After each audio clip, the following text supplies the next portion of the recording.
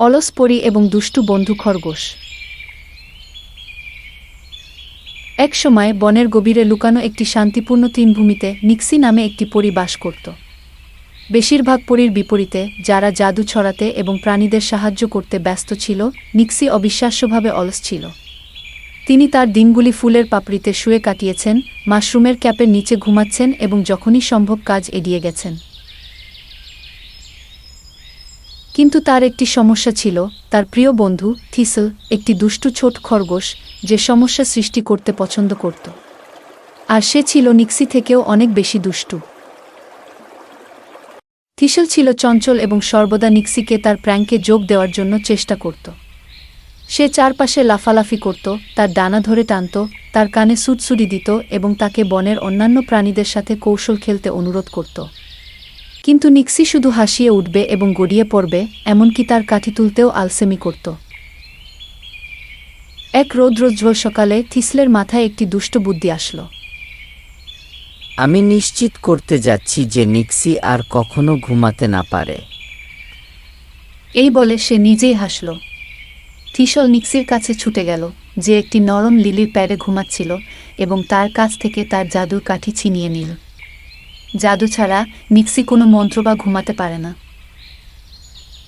Thistle চারপাশে কাঠি দোলাচ্ছে, আনন্দের সাথে এলোমেলো মন্ত্র ঢালাই করছে। সম্পূর্ণ তৃণভূমি জুড়ে জাদু ছড়িয়ে পড়েছিল, সবকিছু পরিবর্তন হতে শুরু করেছিল, এমনকি থিসল নিজেও বারবার পরিবর্তন হচ্ছিল। সে প্রজাপতিগুলিকে উড়ন্ত মাছে পরিণত করেছিল, গাছগুলিকে বৃত্তে নাচিয়েছিল এবং এমনকি স্রোতকে স্ট্রবেরি দুধে পরিণত করেছিল। পুরো তৃণভূমি বিশৃঙ্খল ছিল এবং অন্যান্য প্রাণীরা খুব বিরক্ত হচ্ছিল।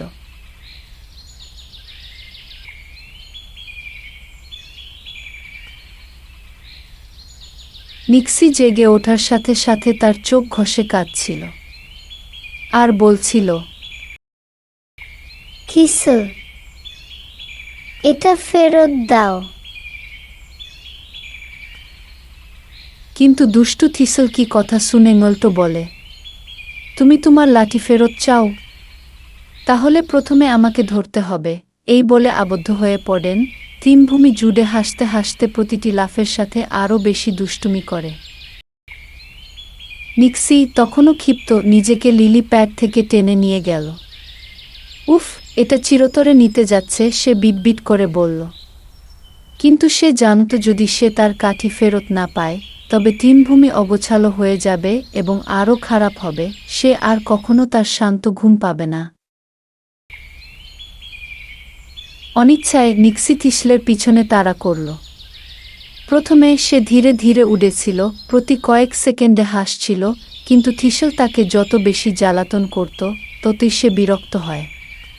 ফুলগুলি মিছরির বেতগুলিতে পরিণত হয়েছিল, কাঠবিড়ালিগুলি বলের মতো লাফিয়ে উঠছিল এবং আকাশ পোলকা বিন্দু দিয়ে গোলাপি হয়ে উঠছিল।